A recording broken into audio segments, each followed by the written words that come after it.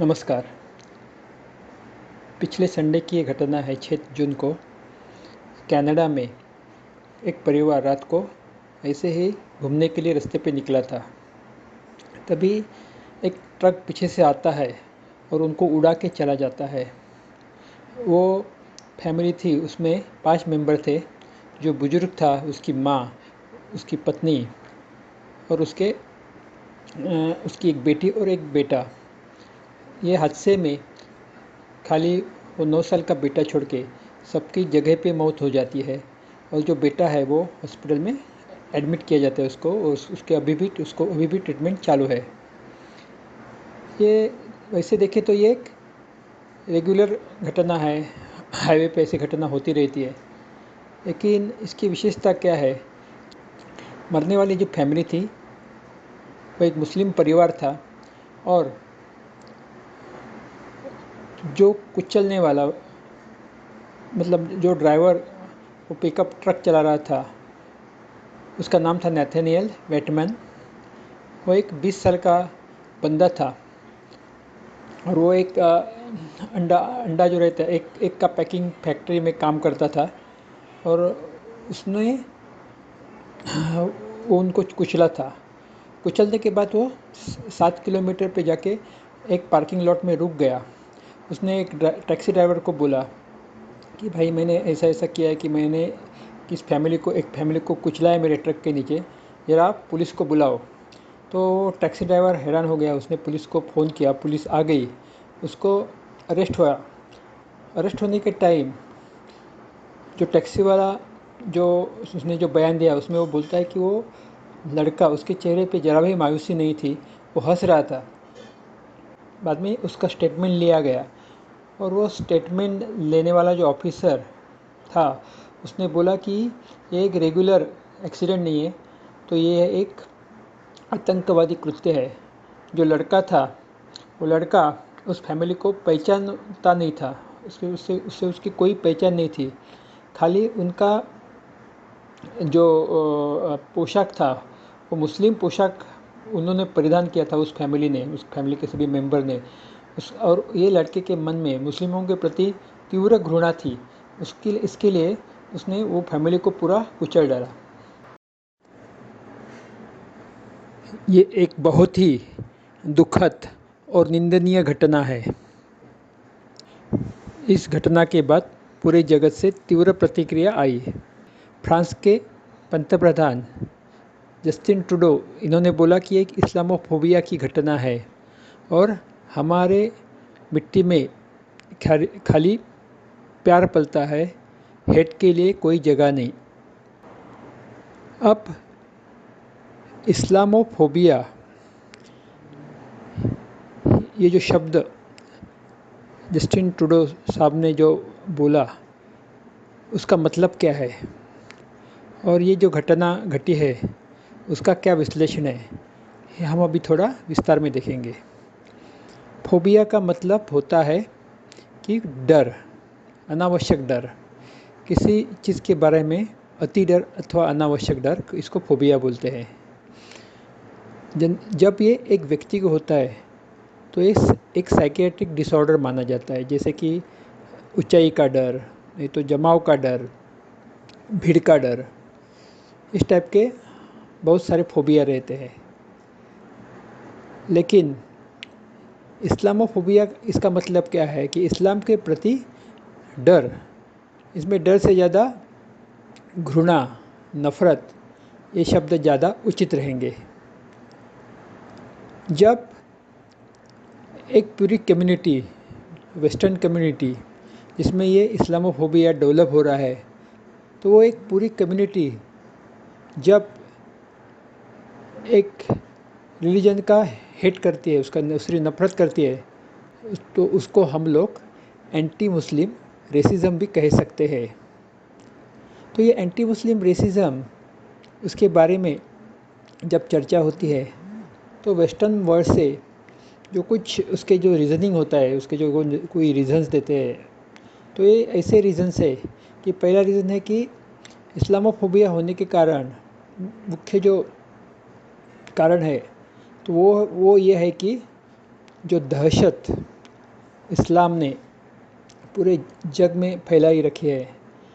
ऐसा इस्लाम कहना तो गलत होगा, लेकिन जो मुस्लिम जो फंडामेंटलिस्ट है उनके वजह से जो टेररिज्म एक्ट पूरे जग में फैला है और पूरी दुनिया एक दहशत के नीचे दबी हुई है। आप एयरपोर्ट पे जाओ, आप किसी मॉल में जाओ, आप कौन से भी पब्लिक प्लेस पे जाओ, आपको बहुत ही कड़ी सिक्योरिटी से गुजरना पड़ता है। उसकी मेन वजह है ये इस्लामिक टेररिज्म। तो जो इस्लामिक टेररिज्म है कि मुस्लिम वर्ल्ड से जो टेररिज्म आता है, वो टेररिज्म के वजह से आज दुनिया के सिस्टम पे एक बहुत बड़ा सिक्योरिटी का लोड आ पड़ा है। बड़े बड़े देशों की जो इकोनॉमी है उसमें उसका एक बहुत बड़ा भाग खाली ये टेररिज्म को रोकने में लगा रहता है। ये इस्लामोफोबिया की सबसे बड़ी वजह मानी जाती है। इसके अलावा जो बाकी की वजह है वो ऐसा है कि इस्लाम एक ऐसा रिलीजन है जिसके बारे में ज़्यादा नहीं बात कर सकते। जैसे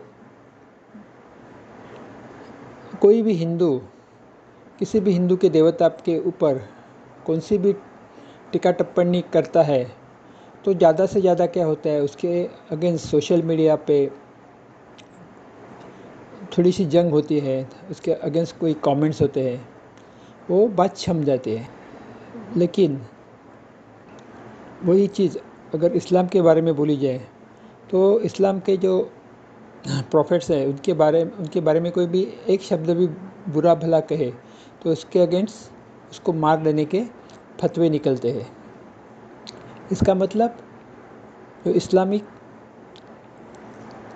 जो रिलीजन है वो एक ऐसा रिलीजन है जिसमें ज़्यादा फ्लेक्सिबिलिटी नहीं है। वो एक बंद दरवाज़ा, बंद कमरे में जैसा रहता है, उसका कोई बाहर कोई संबंध नहीं होता है, उसका रिलेशन कोई नहीं रहता है, वैसा वो एक रिलीजन बन गया है। उसके बारे में कोई टीका टिप्पणी नहीं कर सकता। तीसरी चीज़ क्या है कि जो लोग मुसलमान हैं उनको भी ज़्यादा जो फ्रीडम ऑफ स्पीच बोलते हैं वो भी नहीं मिलता है। औरतों को ज़्यादा जुल्म सहन करना पड़ता है, उनको एक फिक्स टाइप की लाइफ जीनी पड़ती है। तो ये सब के वजह से जो लॉस ऑफ फ्लेक्सिबिलिटी, बाद में टाइम से ट्यून अप नहीं होना, जो मॉडर्न टाइम है उसके हिसाब से उसमें खुद में बदलाव नहीं लाना, इसके वजह से जो रिजिडिटी डेवलप हुए उसके वजह से पूरी वेस्टर्न वर्ल्ड में एक फोबिया डेवलप हुआ है और उसको ही इस्लामोफोबिया बोलते हैं। अभी इस्लामोफोबिया का रीज़निंग वेस्टर्न वर्ल्ड ऐसा देता है, लेकिन जो मुस्लिम बुद्धिजीवी है उनका कहना क्या है कि जो वेस्टर्न मीडिया है, जो मेनस्ट्रीम मीडिया और सोशल मीडिया, उसमें मुसलमानों की छवि बहुत ही ख़राब करके रखी है। मिसाल के तौर पर एक बुक भी उसमें पब्लिश हुआ है, जैक शहीन करके जो ऑथर है उनका एक बुक है रियल बैड अरब्स। वो बुक आप देख सकते हैं। उस बुक में ऑलमोस्ट 1000 टीवी शोज़ और मूवीज़ का एनालिसिस किया है, जिसमें मुसलमानों को एज ए विलन पेश किया गया है। वो ऐसे ब्रूटल होते हैं, औरतों के पीछे होते हैं, वो वायलेंट होते हैं, वो पूरे बुरे कामों में ही लगे रहते हैं, ऐसा दिखाया गया है। जो पूरी छवि पेश की गई है। मिसाल के तौर पर जो मूवीज़ है, बेरूट है, 1517 पेरिस, बाद में 70 एमटेबे करके एक जो मूवी है वो भी आप देख सकते हैं। दूसरी चीज़, वेस्टर्न वर्ल्ड में ऐसे ऑथर्स है जो आर्टिकल्स लिखते हैं, उनका नॉवेल्स है, उसमें जो हमेशा इस्लाम को बुरा भला कहते हैं। For example Robert Spencer, Pamela Geller, Bill Warner, ये इनके जो नॉवेल्स है उनमें हमेशा इस्लाम की बेइज्जती की रहती है। उसके वजह से जो इस्लामोफोबिया है वो डेवलप होने में उनकी मदद होती है, ऐसा इस्लाम के जो बुद्धिजीवी है उनका मानना है। तीसरी चीज़, बहुत सारे वेबसाइट्स है। फॉर एग्जांपल जिहाद वॉच है, इस्लामिस्ट वॉच है, इस्लाम वॉच है। ऐसे वेबसाइट पे हमेशा इस्लाम के अगेंस्ट हेट्रेड फैलाने का काम किया जाता है।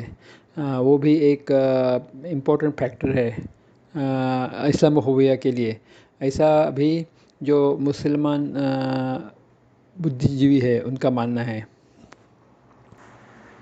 जो सर्वेस पूरे जग में हुए हैं, स्पेशली अमेरिका में, वो ये बताते हैं कि एक YouGov करके पोल हुआ था 2019 में।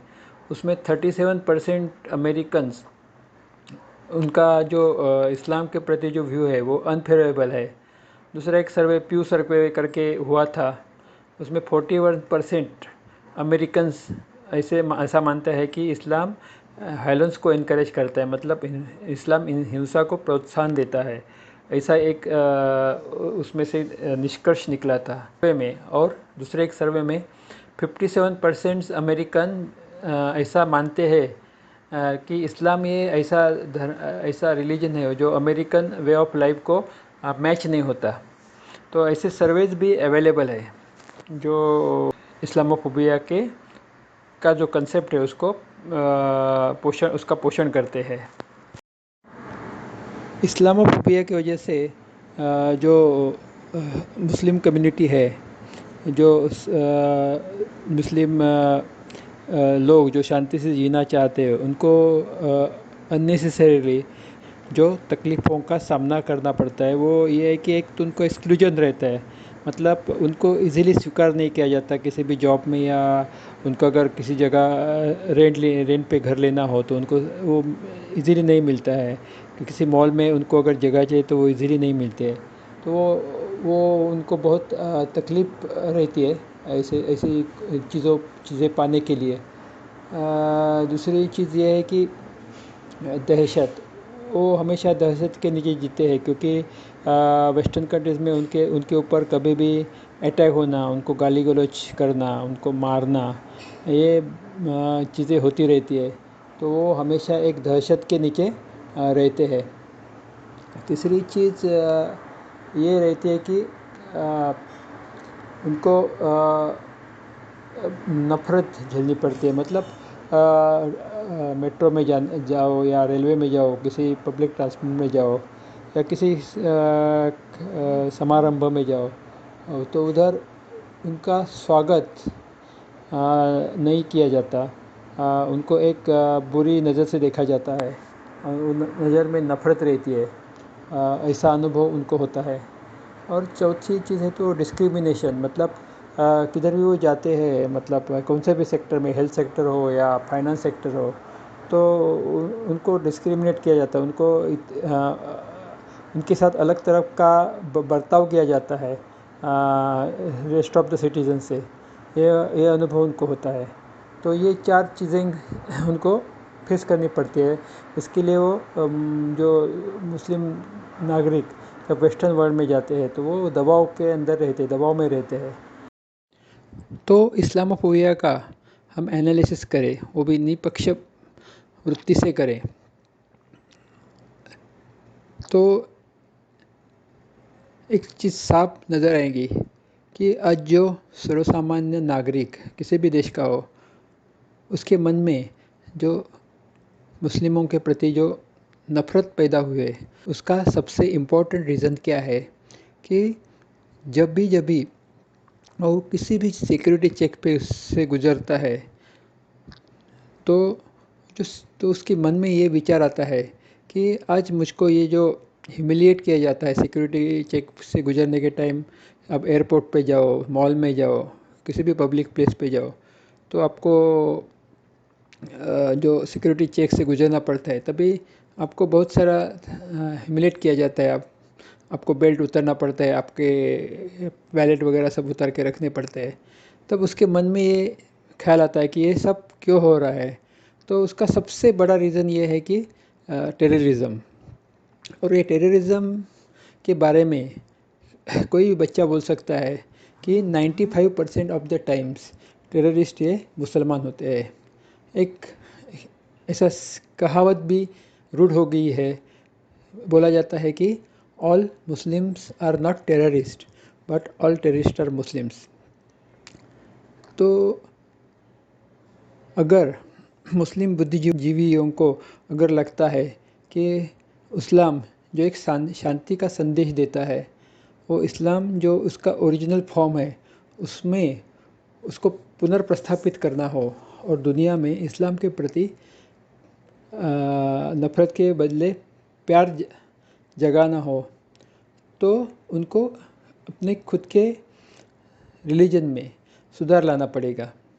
अगर आपके घर से बदबू आ रही है तो पहली चीज़ आप लोग क्या करते हो कि आपके घर को आप स्वच्छ करते हो, उसको धोते हो, किधर बदबूदार चीज़ घर में है उसको निकाल के फेंकते हो, तभी वो घर से खुशबू आने लगती है। इसका मतलब अगर आपके रिलीजन में कोई ऐसे लोग हैं जो आपके रिलीजन को बदनाम कर रहे हैं, तो उनको एक्सपोज करना आपका कर्तव्य है। इसका मतलब आपका जो धर्म ग्रंथ है कुरान, उसका जो मीनिंग है उसको मैनिपुलेट करके उसका गलत मीनिंग निकाल के आज जो युवाओं को भड़काया जाता है, उनको जिहाद करने के लिए प्रोत्साहित किया जाता है, तो इसके लिए जो रिस्पॉन्सिबल लोग हैं उनको आपको सीधे रास्ते पे लाना होगा। दूसरी चीज़, जो टेररिस्ट आज पूरे दुनिया में फैल गए हैं और सब दुनिया को तकलीफ़ दे रहे हैं, अगर वो टेररिस्ट आपके गांव में, आपके गली में, आपके मोहल्ले में आते हैं, तो उनको पनाह देने के बदले उनको सिक्योरिटी जो अथॉरिटी है, प्रॉपर अथॉरिटी है, उनके पास पहुंचाना, ये भी आपका कर्तव्य है। जब तक आप ये नहीं करेंगे, आप इस्लाम का जो असली मीनिंग है, और आप में से जो 90% जो लोग हैं जो इस्लाम का जो प्रॉपर मीनिंग समझ के उसको फॉलो करके जो आप साधना कर रहे हैं, जब तक आप में जो बुराई है, बुरी चीज़ है, जब तक आप निकाल नहीं देंगे तब तक वो आपका रिलीजन सुदृढ़ नहीं होगा। किसी आदमी को अगर कैंसर है, उसके शरीर में किधर भी कैंसर की गांठ आई है, जब तक वो कैंसर की गांठ निकाली नहीं जाती, उसको काटा नहीं जाता, तब तक उसका जो शरीर है वो सुदृढ़ नहीं हो सकता है। वैसा जो आपका रिलीजन है उसमें जो गलत चीज़ें हैं उसको आप जब तक निकाल नहीं देते तब तक वो सबको प्यारा नहीं होगा। एक सुवचन है, एक कहावत है कि दुर्जनों के मुकसम्मतिदार भी दुर्जन होते हैं। मतलब कोई ऐसा गलत काम कर रहा है जिसकी वजह से पूरी दुनिया परेशान है, वो आपको मालूम है कि ये गलत काम कर रहा है, आपको लगता भी है कि उसको सज़ा होनी चाहिए, आपको ये भी लगता है कि उसके वजह से आपका जो रिलीजन है वो बदनाम हो रहा है, उसका मुक्का समझदार बनने के बदले उसको आप एक्सपोज करो। इतना ही बताना था। जय हिंद।